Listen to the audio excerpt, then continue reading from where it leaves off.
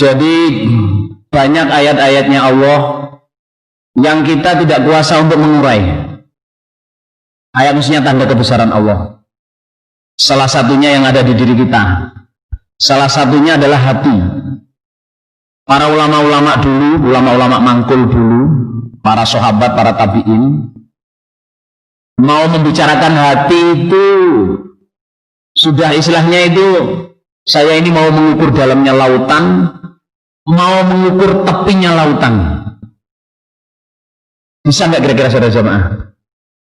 Bahrun la sahilalah, lautan yang tidak bertepi. Saudara, saya mau nasihat sebagian kecil dari tentang hati. Seperti yang disabdakan oleh Rasulullah SAW, ala inna fil jasadi mudghatun, ala inna fil jasadi mudghatan, idza sholahat sholahal jasadu kulluh, wa idza fasadat fasadal jasadu kulluh, ala wahyal qalb. Insyaallah banyak yang berat yang sudah paham ini ya. Ingatlah di dalam badan kita ini ada segumpal daging, bukan segumpal darah saudara. Mudghah itu segumpal daging. Yang kalau segumpal daging itu baik, semua orang badannya, pikirannya, apanya orang itu akan baik. Tapi kalau segumpal daging itu jelek, semua jasadnya, pikirannya, akalnya akan jelek. Saudara, tentang hati,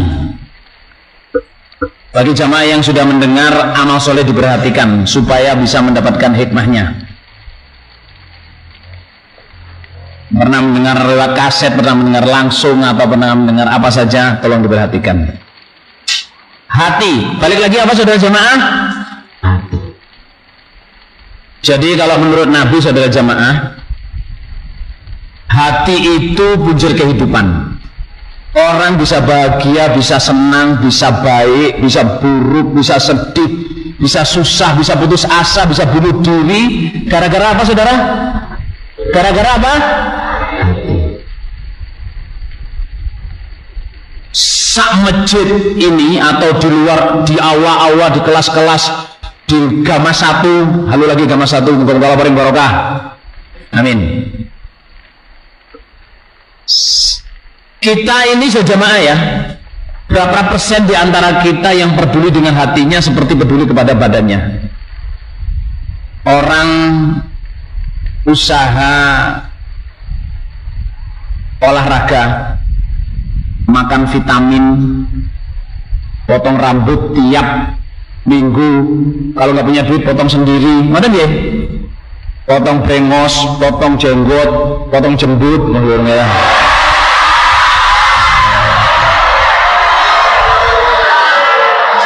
Apa bedanya brengos sama jembut apa saudara?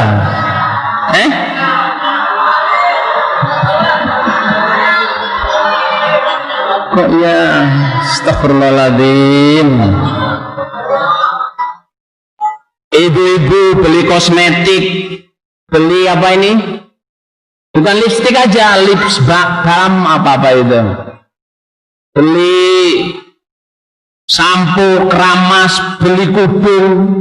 Ada nggak jamaah yang beli kudung setiap bulan? Setiap minggu? Setiap ada model baru? Ada nggak? Ada nggak jamaah yang kudungnya lebih dari 100? Saya melihat banyak saudara. Jamaah yang punya kudung lebih dari 300 itu ada saudara. Ora bojone Mas Sono, ora bojone Drakman, ini bukan saudara, itu dagang, ini beli saudara. Ora bojone Cali ini meskipun laki-laki koleksi kudungnya banyak saudara. Kali saya bodoh loh biar ya, saya bodoh loh. Apa umroh ya? Umroh. Jadi gini ya, saya ulangi lagi sama supaya jelas. Banyak kita ini meramut fisik kita. Sikat gigi, halo sikat gigi, berapa kali sehari? Minimum berapa? Ada yang sikat gigi sampai 5 kali. Sampai kursi ini loro. cukur rambut, pergi ke salon. Yang laki-laki saudara jamaah, lupa saya pakai Fitbit saudara. Laki-laki itu ya futsal, olahraga, bawa raket, minum vitamin. Ada nggak yang minum vitamin di sini? Ada nggak yang minum jamu, ibu-ibu? Untuk apa itu? Kesehatan nggih. Tapi saya tanya, sak masjid yang dengarkan nasihat di luar di dalam ini, berapa banyak orang yang peduli dengan hatinya? Melatih hatinya, memberi vitamin hatinya, merawat hatinya seperti potong kuku. Setiap 40 hari, kurang dari 40 hari sepotong kuku. Yang menyisir rambutnya, menyisir hatinya dari segala kekotoran, seperti menyisir rambutnya. Orang laki-laki dari keluar mesti menyisir rambut. Yang menyisir berlur, gitu. Ibu-ibu ini jarang menyisir saudara. Soalnya nek ruwet-ruwet dulu terus langsung saudara. Padahal saudara, kita ini merawat fisik kita, merawat pikiran kita, mengasah otak kita. Hampir tiap hari, hampir tiap minggu, hampir tiap bulan, hari-hari kita peduli dengan badan kita. Tapi jarang kita yang peduli dengan apa? Hati. Padahal ya, ada hadis yang menurut saya ini yang mendasari saya memberikan nasihat ini, yaitu hadis yang diriwayatkan oleh Muslim. Hadis yang diriwayatkan oleh Muslim. Bunyinya, tu'radul fitan alal qulubi kal hasir audan. Tu'radul fitanu alal qulub kal hasir audan. Kan? Fa ayyu qalbin ushribaha nukita fi nuqtatun sauda wa ayyu qalbin ankaraha nukita fihi nuqtatun bayda hatta tasiru ala qalbaini ala abyadi mithli sofa fala tadurruhu fitnatun ma damatis samawati wal ard wal akharul aswadun murbadan kalkusi mujahyan. Kalau ngapal masih niki enggak belum. Kalkusi mujahyan la ya'rifu ma'rufan wa la yunkiru munkaron illa ma usrifa min hawa. Kita ngeten nggih. Keterangan ini kita ngeten. Saya bilang kita karena keterangan Nabi, keterangan Allah itu jauh lebih sempurna. Fitnah itu mendatangi hati kita. Itu seperti orang menganyam tikar. Fitnah datang di hati kita seperti apa tadi saja, jemaah? Seperti apa? Orang yang menganyam tikar. Cuman satu helai. Orang menganyam kan gitu saudara. Satu helai.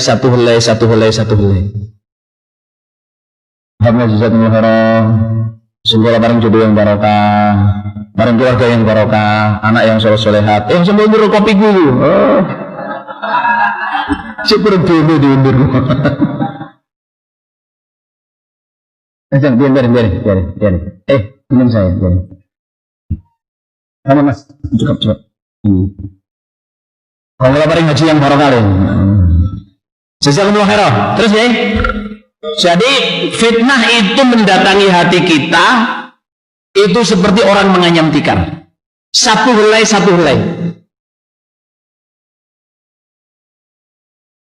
Kalau hati kita menerima fitnah itu, maka Allah akan menitik di hati kita titik hitam. Kalau kita mengingkari fitnah itu, maka hati kita oleh Allah dikasih hadiah titik putih. Sehingga ada dua macam hati. Nabi bilang di sini ada dua macam hati. Yang mengingkari fitnah, Nabi bilang seperti batu pualam putih yang putih bersih, mengkilap licin, saking putihnya sampai seperti batu pualam yang mengkilap licin. Setiap fitnah datang kepleset. Apa kepleset, Saudara? Terpleset, tidak bisa nyerap fitnah. Selagi langit bumi berdiri, maka mati sama wal ard. Tapi ada hati yang hitam kelam seperti batu pualam hitam yang licin. Sampai ketika ada rahmat datang, ada kenikmatan datang, ada kebaikan datang, itu kepleset, tidak bisa tinggal di hati itu. Karena apa? Hatinya sudah terlalu jelek, hatinya sudah terlalu hitam, seperti batu pualam yang nggak bisa agresif lagi, yang nggak bisa menyerap lagi. Setiap kebaikan datang kepleset. Nah, saudara, hadis ini yang membuat saya ingin nasihat kepada pertama saya sendiri, pada anak saya, keluarga saya, dan kepada semua jamaah. Saya share. Fa bi ni'mati rabbika fahadits. Dengan nikmat Tuhanmu kamu ceritakan. Kita harus peduli dengan hati kita. Ditulis, saya harus peduli dengan hati saya. Ditulis, saya harus meramut hati saya. Yang pertama tadi apa? Saya harus peduli dengan hati saya. Saya harus peduli dengan hati saya. Baris kedua, saya harus meramut hati saya.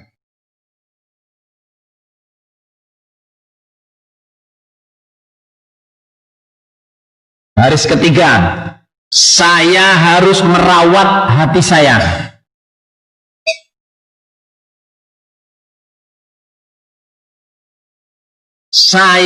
Berikutnya saya harus punya hati yang baik.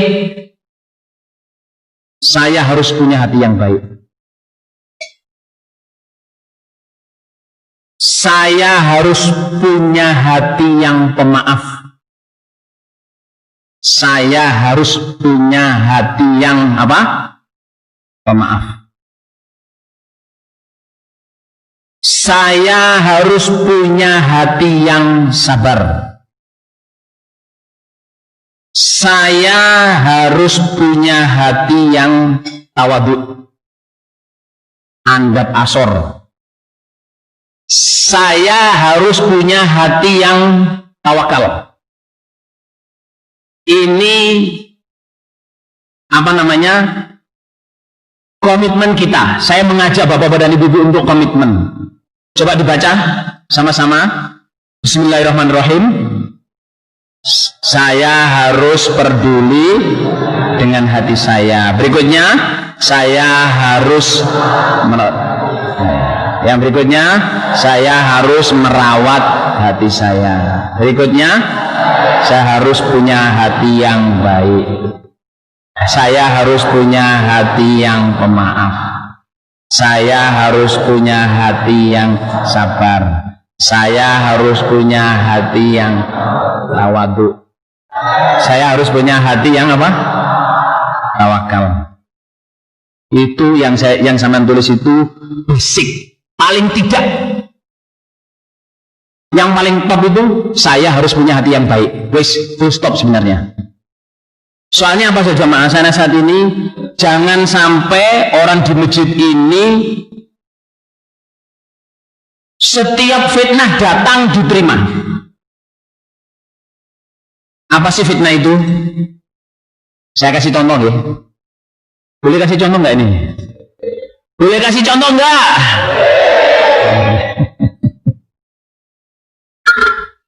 Ya Allah. Ini cuma contoh loh ya, cuma contoh. Sebelah mudah-mudahan mudah-mudahan nggak menyinggung hati. Ini cuma contoh. Ada orang datang ke sampean. Mas tahu nggak pengurus di sini mas? Itu urusan tanah itu ruwet. Tanya. Mas tahu nggak pengurus ini mas? Nggak amanah. Mas tahu nggak bapak pengurus ini? Tukang ngapling. Ini dapat uang sebelilah. Mas tahu nggak? Ini pengurus pusat nih mas. Bikin ini kan sabillillah dibati sendiri, batinya masuk ke dirinya sendiri. Pernah dengar nggak gitu? Mas tahu nggak? Orang ini orang baru tapi ini greedy, tamak. Mas ini nggak. Jadi sing jaring dirasani pengurus, sing dirasani wong pusat, sing dirasani tonggoni. Mas tahu nggak teman sampean itu asalnya gini, saudara, sampean kalau dengar begitu. Saman kalau dengar begitu saudara jamaah, saman ngomong, Mas, nggak usah ngomong begitu ke saya. Sampean saya doakan mudah-mudahan Allah paling mengampuni dosa sampean. Sampean mestinya berdoa ke orang itu, paling tidak. Yang saman rasani dulu, doain itu ya orang jamaah, ya pengurus kita, doain. Karena gini, saman tuh melihat sendiri apa enggak? Enggak, katanya orang-orang. Loh. Katanya apa? Orang-orang. Tapi nyata itu mas. Valid. Halo, valid. Salah satu contoh menurun. Salah satu contoh.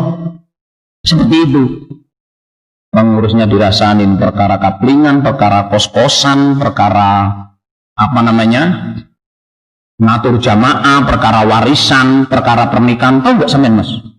Itu perempuan dulu sudah ada yang lamar, tapi timnya khianat. Lamarannya ditahan, gak dikasih-kasihin, karena apa? Saudaranya mau maju. Terus perempuan ini sama itu gak ada yang lamar, ini satu-satunya orang yang lamar.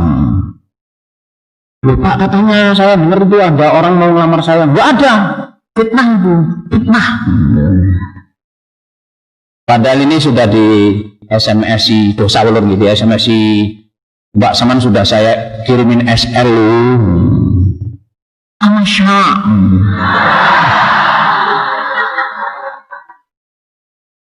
Ini di jamaah sering terjadi seperti itu. Dating pernikahan gak amanat. Orang lamar-lamar yang diajuin siapa?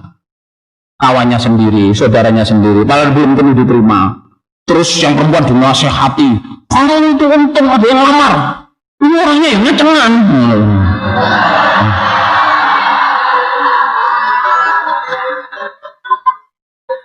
Ya kalau ngelamar perlu kira-kira diterima nggak saudara? Wah dia harus uangmu akhirnya. Enggak Pak, katanya ada yang ini ada orang yang SMS. SMS pelanggaran itu, dosa itu. Enggak ada buktinya. Wah, akhirnya wis kadung kisinan lho.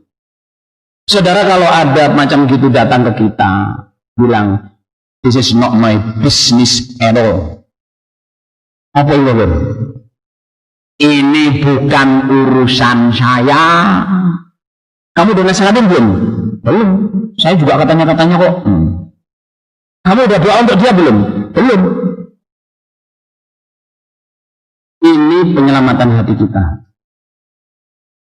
A wise man said, I've never heard nothing, I've seen nothing, I don't talk nothing. Apa nih belum? Orang bijaksana bilang, saya nggak melihat apa-apa, saya nggak mendengar apa-apa, saya nggak bicara apa-apa. Ingat kabar efek. Ingat dulu. Kabar efek tentang siapa? Aisyah. Dituduh zina dengan siapa? Sofwan. Apa firman Allah di Quran?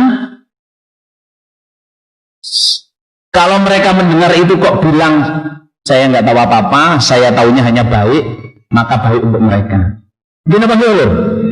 Tapi kalau sampean sudah mulai nanggepi, begitu ya, masa? Masya Allah masa begitu sih, pengurus nggak paham. Saman udah langsung ikut saudara. Hati Saman dia apa? Dia apa? Titik. Bukan.